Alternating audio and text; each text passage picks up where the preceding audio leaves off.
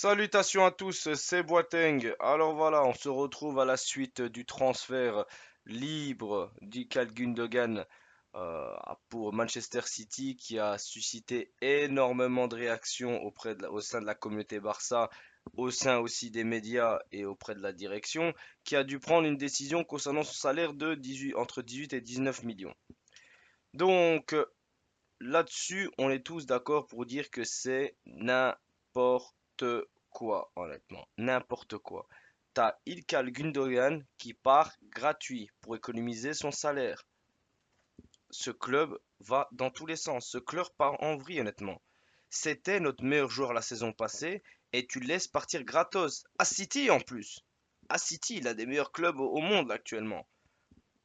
Après, là, on est tous sauf le meilleur club au monde, mais pour moi, c'est une grosse erreur. C'est vraiment une erreur auquel le Barça va encore le regretter. Un transfert que le Barça va regretter encore. Parce que là, au niveau des transferts, c'est catastrophique, honnêtement. On ressent le manque d'Alemani. Alemani sans argent, il te ramène quand même Lewandowski, Christensen, Kessié, Koundé, Pablo Torre. Donc voilà, on te ramène quand même des grands et des très très beaux noms avec pas beaucoup d'argent, juste en levant des bêtes leviers économiques et en prenant des joueurs gratuitement. On se rend compte que voilà, ben, ça va être très très très compliqué pour la suite. Parce qu'honnêtement, Gundogan, c'est le joueur honnêtement qui relevait cette équipe. C'est le joueur qui avait cette réelle expérience, qui avait vraiment cette exigence de champion, qui avait cette mentalité de gagnant qu'on n'avait plus et qu'on va de nouveau perdre.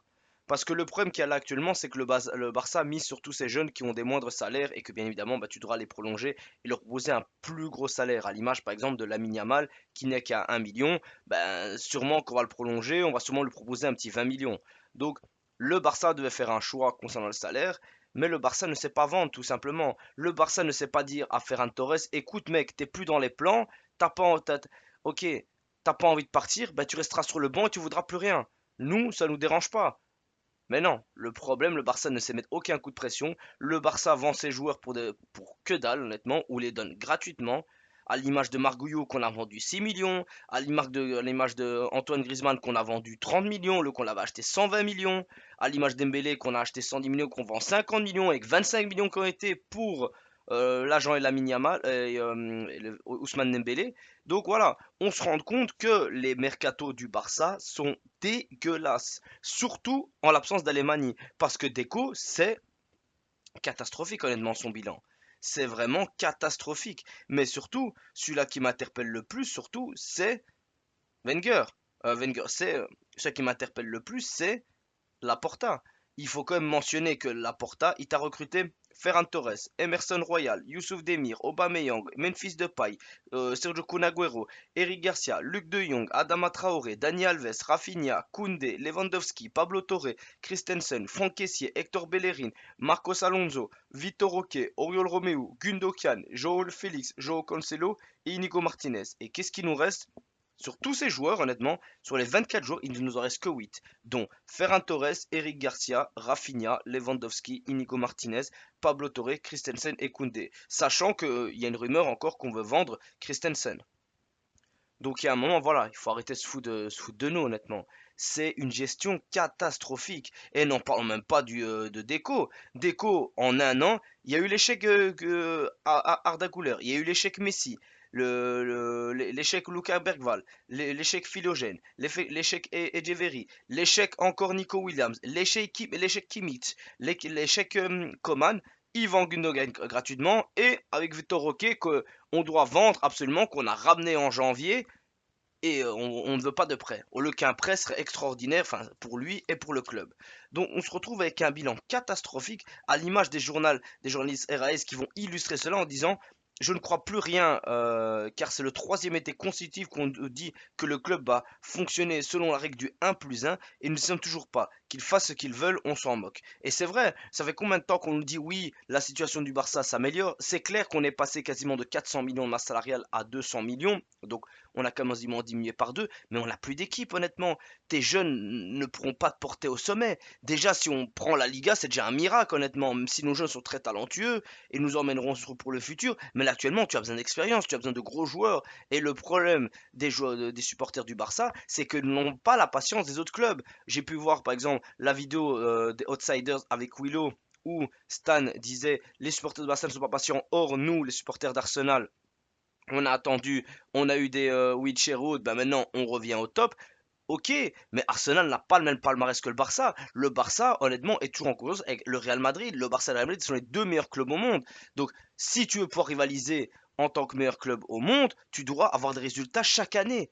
Et tu peux pas te permettre des saisons de transition. Là, on est à quoi? Notre troisième, quatrième saison de transition. À l'image du Holo que tu as le Real Madrid, qui a son image. Une saison de transition, on te prenne la Ligue des Champions. Enfin, il y a un moment, faut se poser les bonnes questions et remettre l'église au milieu du village parce que là, il n'y a plus rien qui va, honnêtement. La Porta doit s'arrêter. Je suis conscient qu'il y a des gros déficits, honnêtement, budgétaires, mais le mercato est catastrophique. Je suis désolé, quel était l'intérêt de ramener Dani Olmo? Ces 60 millions devaient aller à Nico Williams. Tu devais vendre avant. Nico Williams serait venu, on aurait une équipe extraordinaire là actuellement. On n'a pas besoin d'un Dani Olmo. Mais qu'est-ce que tu ferais avec Dani Olmo? Et c'est ça tout le problème. Le mercato, on nous a vendu du Messi. Il nous a vendu honnêtement de grands joueurs dans le milieu de terrain. Un grand 6, un grand ailier. Qu'est-ce qu'on a? Rien. On n'a même pas de numéro 6. On doit compter sur la Masia. J'espère par miracle que la Masia fera le taf, mais c'est impossible dans les grandes rencontres. On l'a bien vu. Quand tu arriveras en Ligue des Champions, que déjà tu essaieras d'arriver en quart, ou alors même pas, bêtement, dans le championnat de Ligue des Champions, que tu vas tomber sur des grosses équipes auxquelles ça va jouer à l'expérience, tu ne tiendras jamais. Tu peux pas demander de la maturité auprès de joueurs qui ont 17, 17, 18, 20, 21, 22. Je suis désolé, c'est impossible honnêtement. Et on n'a plus de cadre en perdant Gundogan. Je suis désolé, mais Gundogan t'apportait honnêtement cette mentalité de gagnant, comme j'ai dit, cette verticalité, cette finesse, cet apport offensif que tu n'avais pas. Gundogan au moins n'avait pas peur de tirer, à l'image de Pedri qui en ose encore toujours pas.